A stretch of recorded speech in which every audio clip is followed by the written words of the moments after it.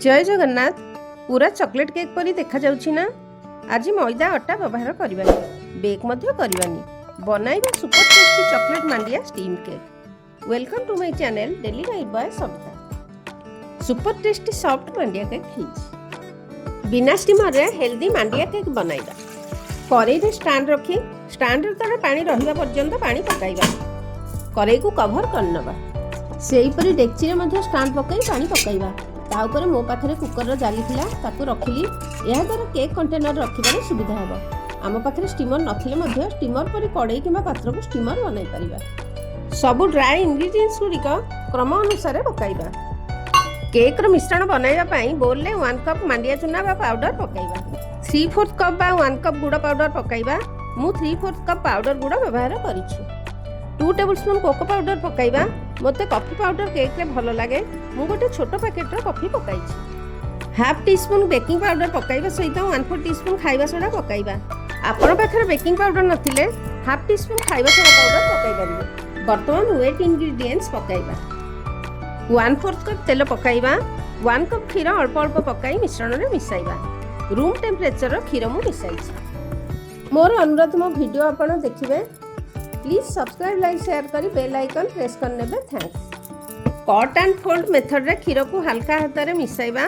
बेसी जोर एहा को मिसाइबा दरकार नहीं। जदि केक मिश्रण बहला ही जाई थाए 1 टेबलस्पून क्षीर मिसाइबा। मोर केक मिश्रण बहला ही जाइथिबारु मु 1 टेबलस्पून क्षीर मिसाइछि। मिश्रण कंसिस्टेंसी एही परि हबो। मु दुईटा छोट कंटेनर रे बटर पेपर पकाई तेल रे ग्रीस कर नेछि। केवल बटर पेपर किंबा तेल व्यवहार करि परिबे। बनाइथिबा केक मिश्रण को ढाली ग्लास बोल बा कंटेनर रे भरिबा। बोल को पूरा भरिबा नहीं, अधारु बेसी जाय भरिबा। मोर मिश्रण को मु दुई भाग करी ग्लास कंटेनर रे भरि देइछि। आपण स्टील रो बोल किंबा जे कोनोसी कप मध्ये व्यवहार करि परिबे। बोल रो मिश्रण आपे आपे ऊपर समान हो जाइछि।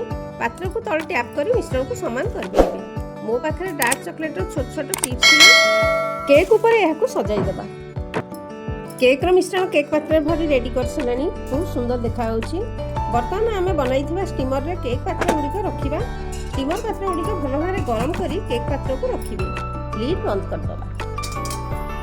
मु आपन को देखाइबा पई पर गैस ऑन करिछि। भलो भारे बनाइथिबा स्टीमर गरम करी स्लो फ्लेम रे केक को स्टीम करिबा। 10-15 मिनिट भितर केक प्रस्तुत हो जिवो। आपन मीडियम फ्लेम रे स्टीम करले पानी शीघ्र एवापोरेट हो जिवो। केक कुक हेबा पई समय लागिबो। भलो भारे पानी रु बाष्प बाहरला पारे मु स्लो फ्लेम रे 15 मिनिट्स केक को कुक करिछि। मु ए केक रो मिश्रण पकाइले बेले चॉकलेट से छोट छोट खंड मध्ये व्यवहार करिथा। केक चेक करबा। भलो भारे केक कुक हो जाइछि। चॉकलेट चिप्स मध्ये तरल जाइछि। दुईटी जाक केक चेक करी देखिबा। दुईटी जाक केक भलो भारे कुक हो जाइछि। गैस ऑफ करी केक पात्र गुडी को बाहर करी ठंडा करबा। आपन को मो वीडियो किपर लागुछि निजर मतामत जणाइबे। आपन को मतामत मते वीडियो बनाइबारे प्रेरणा दिए। बर्तन मध्ये केक गरम अछि। केक बाहर करी देखिबा। देखंतु केते बढ़िया फ्लफी और सॉफ्ट हेछि। छोट छोट कप रे आपन एहा को बनाई सर्व करि परिबे। पिला माने हेल्दी केक खुशी मन रे मो घरे खांती। देखंतु केक कि परि सुपर फ्लफी और सॉफ्ट हेछि।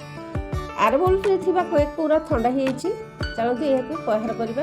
देखंतु भलो भारे केक बाहर गेला। देखंतु केक कि परि सुपर फ्लफी और सॉफ्ट हेछि। डार्क चॉकलेट रो चिप्स से सजाई दबा। दुईटी जाक केक चॉकलेट केक परी देखा जाउछि। यार स्वाद मध्ये बढ़िया हेछि।